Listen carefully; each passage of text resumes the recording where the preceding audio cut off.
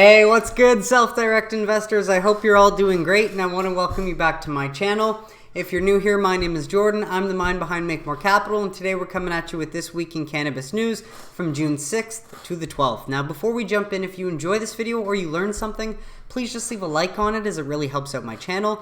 And of course, if you want to learn how to take advantage of this generational investment opportunity, subscribe below so that you don't miss any future videos.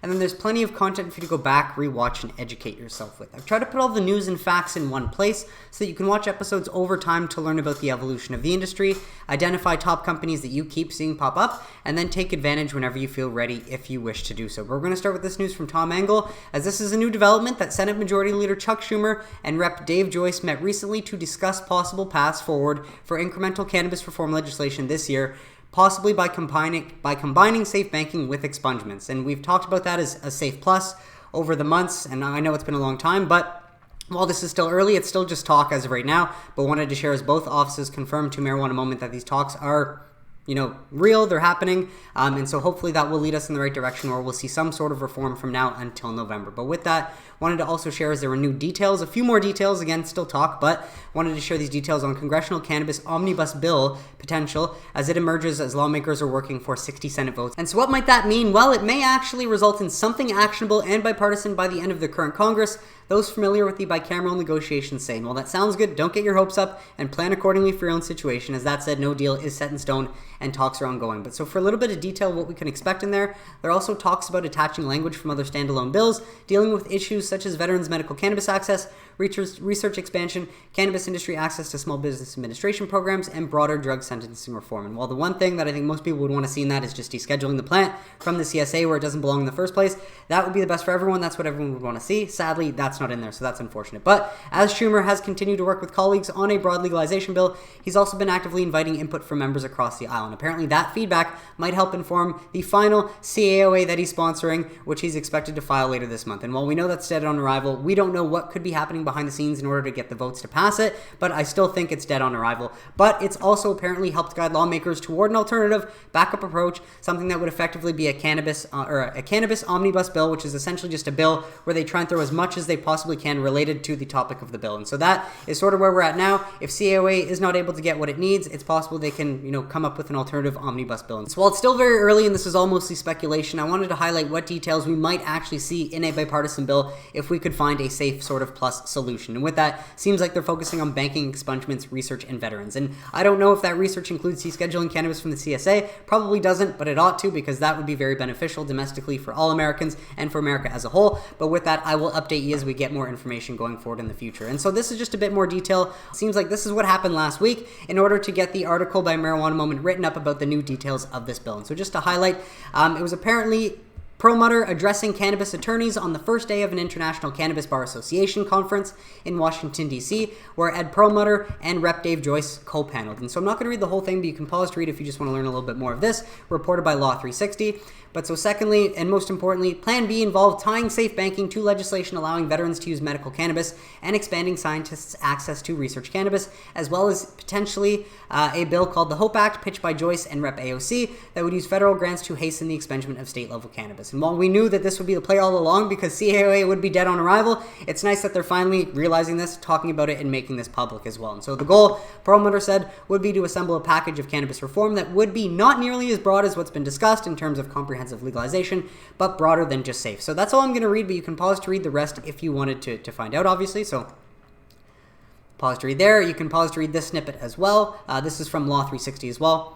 And then you can pause to read the last snippet here. So just wanted to share that as, again, it's nice to see that what we knew would likely happen all along is finally coming to fruition, and they're vocalizing their intentions in order to get something done before November. And so with that, just wanted to share some of these investment firms and their take on this recent news. And so again, this is speculation, take it with a grain of salt, but this is Pablo on safe banking as of the news yesterday. And so you can pause to read what Pablo from Cantor Fitzgerald has to say on this new development. Well, secondly, we've got this one from AGP on U.S. Cannabis, so thanks, Todd, again for sharing. And so if you wanted to get a different perspective, this one from AGP, indication Senator Schumer is realizing some reform is better than none. So obviously this is what we love to hear. Still early, but just giving you as many perspectives as possible to weigh with what you already know so you can make better decisions going forward. And with that, Todd Harrison lastly sharing Ivan Boltansky from BTIG on U.S. Cannabis as well. And so this one, Cannabis, we remain bullish on cannabis banking legislative effort following most recent round of channel checks. And so you can pause to read, otherwise this snippet might be blocked off, so otherwise you can grab the link below to pull that if you'd like. But just happy to share that it seems like all the investment firms do see this new development in a positive light, which is better than what we've seen in the past. And with that, I wanted to share this one from Tom Engel, as the Congressional Research Service says in a new report that U.S. and Canadian legalization of cannabis is reducing its value as part of the Mexican trafficking organization's portfolio. Yeah, no shit, and you shouldn't need a Congressional Research report to tell you the obvious fact that when you create a legal market, it negatively affects the black market that had no competition before, that now has to compete with likely better, safer products. Even a 12-year-old can figure that out if you give them the facts. But happy that they finally came to this conclusion. And with that, just wanted to salute Thailand. Happy to report that Thailand has officially removed cannabis from its narcotics list, something that the U.S. should have done a very long time ago. And so very happy to see Thailand taking the lead. And hopefully the U.S. could take a play from their book if they'd be humble enough to do so. But they've effectively just removed cannabis from their list of controlled narcotics and deemed it a legal plant, and effectively decriminalizing it so that citizens can grow plants at home as well for their own personal use. And so good job, Thailand. Huge victory for the citizens there. And while I've covered the story over time, I'm not going to go into this one too deeply, so you can pause to read this snippet, or you can grab the link below for more details. But nonetheless, just very happy for those in Thailand who are going to benefit from this. It makes me consider wanting to spend my winter there this time around as well. And so back to some state news. Illinois.gov, as the Pritzker administration announces next steps for applicants selected for 185 conditional adult use cannabis dispensary licenses. And so this report, or this new release, comes as courts have recently lifted stays that previously prevented the release of the license. But we've been waiting for this forever. What we really want to know is how quickly can these be awarded so that these dispensaries can finally open up and become operational. And so with that, applicants must finalize statutory compliance checks before conditional licenses can be issued. So to accommodate these compliance checks, which begin June 16th, so in a few days, 2022, IDFPR intends to issue conditional licenses to the applicants selected in the 2021 lotteries in 3 waves. So they're going to reissue them. Wave 1 on or before July 22nd, 2022 for these areas and these conditions. Wave 2 on or before August 5th, 2022 for these areas with multiple licenses available. And then Wave 3 on or before August 19th, 2022 for these regions with single licenses available. And so it seems like the good news is that they will be reawarded by the end of August already, which is positive. And so while it falls into the hands of the applicants first, then they give it over to the compliance committee. And the pace of licensing will be determined by how quickly applicants' compliance checks can be verified. And so hopefully these these regulators or whoever does the compliance can get these done quickly, so that it will obviously help the industry and all those who want to open these dispensaries finally. And so there is more information, as the detailed next steps are listed here. So you can pause to read the whole thing, but I think the most important thing is depending how quickly those compliance checks can be reviewed and handed back out. Then, after IDFPR issues the conditional licenses in the waves discussed above, IDFPR will conduct background checks of principal officers. And after receiving a conditional license, the conditional licensees will have 180 days to select a physical storefront location and obtain the full adult use dispensing organization license. And the full list of criteria to be met in order to open may be found here. And so you can grab the link below if you wanted to dive deeper and learn about that. But what this tells me is that if the compliance checks can go smoothly from now until the end of August and they can reward all the licenses, that gives the applicants 180 days from, you can say just the end of August in order to potentially get their dispensaries opened up next year. And so that would be loosely September, October, November, December, January, February, 180 days from the end of August, let's say, taking us into March of 2023. And that's when we can see some dispensaries possibly online. Well, it seems like a long ways away. Time does fly, and we will probably get there sooner than later. And so that's what I got out of this. At least if you got something different, do let me know in the comments, but better to get some sort of progress as opposed to the stagnation that we've seen. So happy to report that. Well, NPR shares that DC lawmakers pass a bill that would ban firing employees for failed cannabis tests. Sounds like a good headline, but there's a bit of a catch. And so just to give you some detail, the bill named the Cannabis Employment Protections Amendment Act of 2022 would also ban employers from firing or refusing to hire an employee because of their recreational or medical cannabis use. Someone tell this to the Biden administration that thinks it's cool to actively discriminate against cannabis users. There are exceptions though, of course, as employers won't be considered in violation of the legislation if they're acting under federal guidelines. Hence the Biden administration, or really any employer that wants to choose to act under federal guidelines instead of state. Is that possible? I'm not sure, but I could see how that could be abused to potentially discriminate against cannabis users. Or if an employee consumed cannabis at work or while performing work-related duties. Yes, of course, this is fine. If you use a substance on the clock that you shouldn't and it affects your work, you should be held accountable. But I definitely see this as being a little bit of a workaround that some companies or employers can still discriminate if they choose to act under federal guidelines. Not sure how that works, but while it sounds like a victory, it's more of a headline victory and still allows discrimination to be upheld in the state of DC, unfortunately. But on to some other news from Cureleaf. As new survey shows, majority of cannabis consumption is attributable to consumers' desires to address health and wellness concerns. As a leading international provider of Consumer Products and Cannabis finds that 91% of adults aged 21 and over who have ever consumed cannabis have done so for health and wellness purposes, and I would fall under that category, although I was not polled.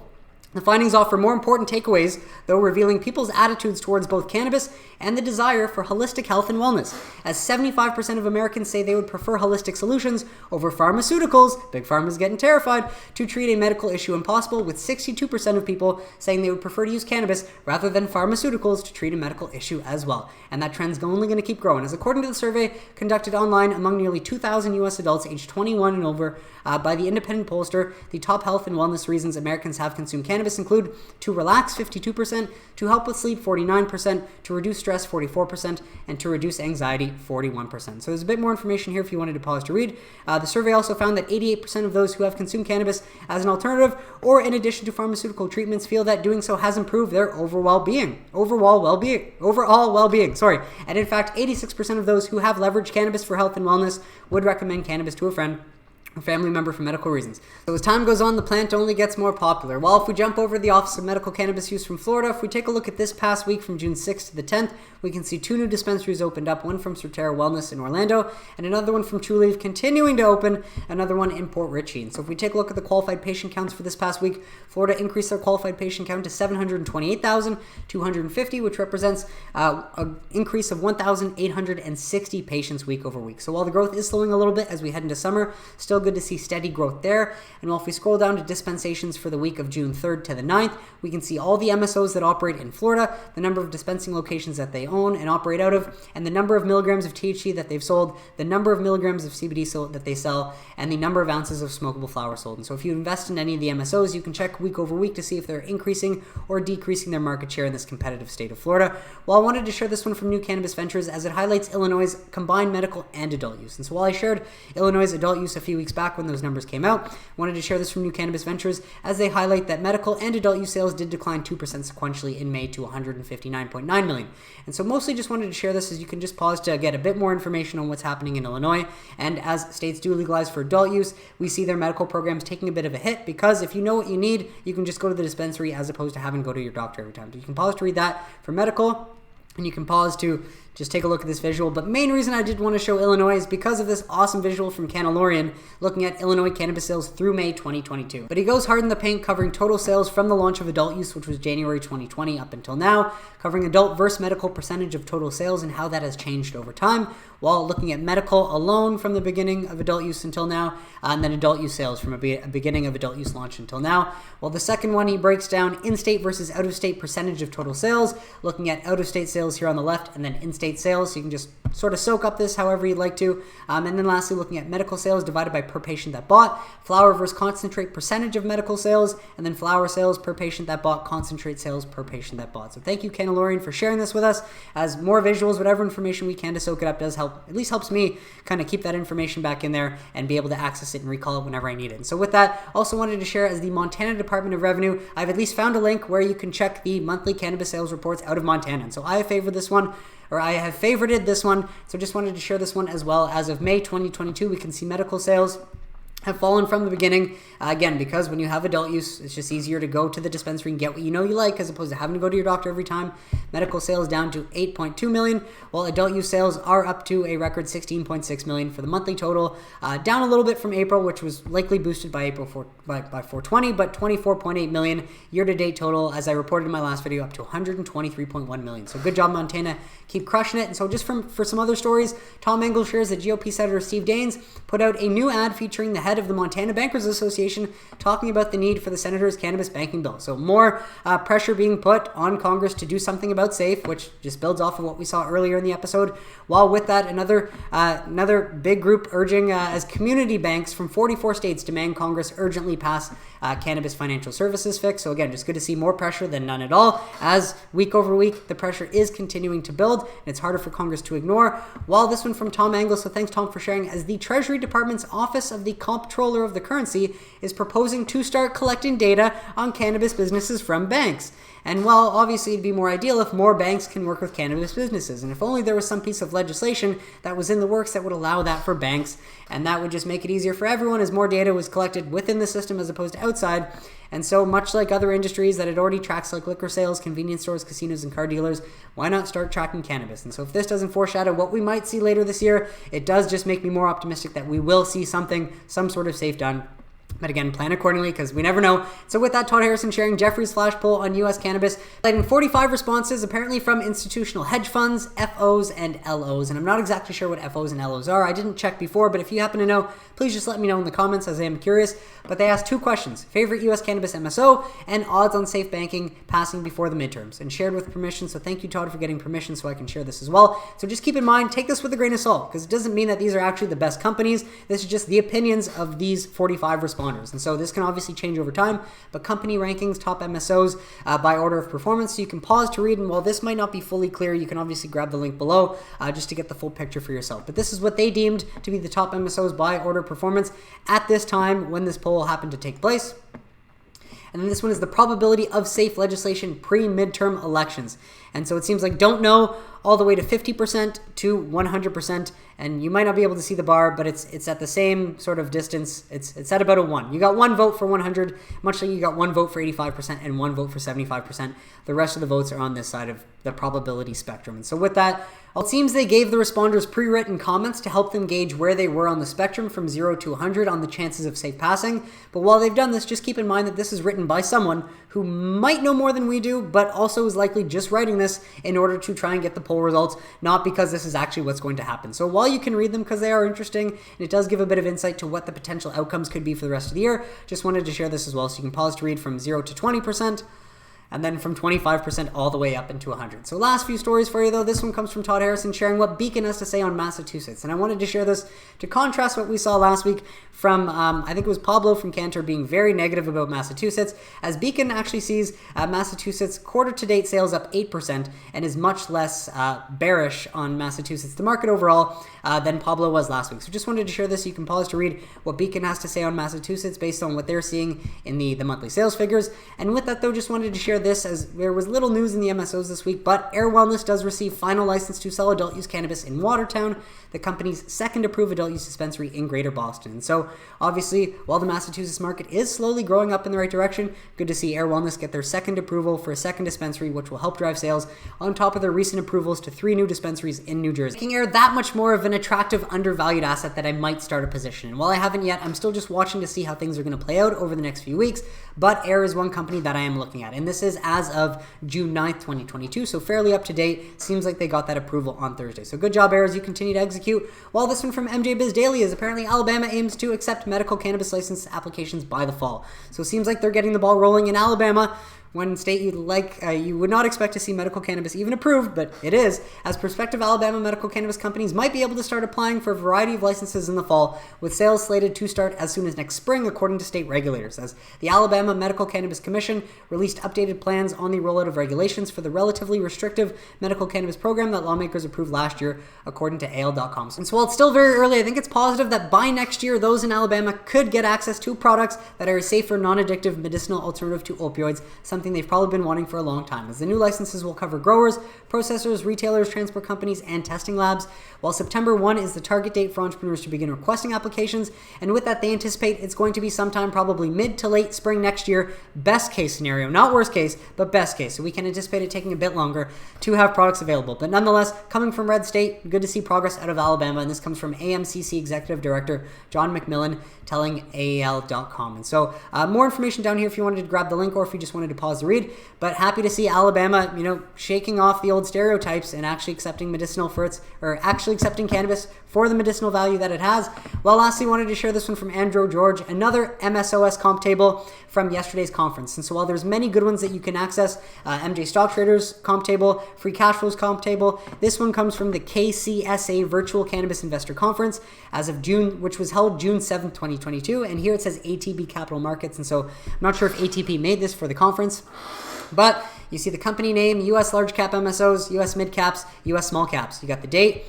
June 2nd at least, where they looked at the share price, market cap basic, enterprise fully diluted, year-to-date price from the start of the year, whether they've increased or decreased in value, and obviously all these MSOs for the most part are down. But then it takes a look at their EBITDA for 2021, 2022 estimates, and 2023 estimates, and it looks at the same years, enterprise value divided by sales, enterprise value divided by EBITDA, and net debt divided by EBITDA. And so looking at this, there's a lot of good information. While it's not very clear, you might just want to grab the link below in order to pull this yourself, just because even looking at this, it seems like he's copy and pasted it and screen shared a couple times because it's just not the clearest version of it. But with that, I did notice down here, it says the large cap US MSOs trade at 2.0x enterprise value divided by sales, which in my view just translates to cheap, 2023 estimates, and 6.0x enterprise value divided by EBITDA, looking at 2023 estimates. And if this is in bold and it's looking at other bold operators, the bold operators are Cresco Labs, Trulieve Cannabis, and Verano. And if you look at these three compared to Curaleaf and Green Thumb, it seems like Cresco, Trulieve, and Verano are trading at a major discount compared to the premium that Curaleaf and Green Thumb are trading at. And so again, that's just my view. Let me know what you think in the comments. But so the other companies though that are in bold are Ascend Wellness, Columbia Care, Jushi, Terra Ascend, and then Harborside. So I'm not sure if they're talking about these other mid caps and small caps also happen to be trading at this sort of a premium enterprise value to sales and enterprise value to EBITDA, but just wanted to share that information because that's sort of what I got out of this. If you got something different, let me know in the comments. But that is it for today's episode, folks. I want to thank you so much for tuning in, and I really hope you got some value out of it. What did you think of the stories mentioned? Let me know in the comments if you have any questions or suggestions, and I'd be happy to address them. But besides that, if you enjoyed this video and you learned something, please just leave a like on it. Subscribe below if you don't want to miss any future videos, and I will catch you on Wednesday for a midweek update. Have a great weekend, everybody.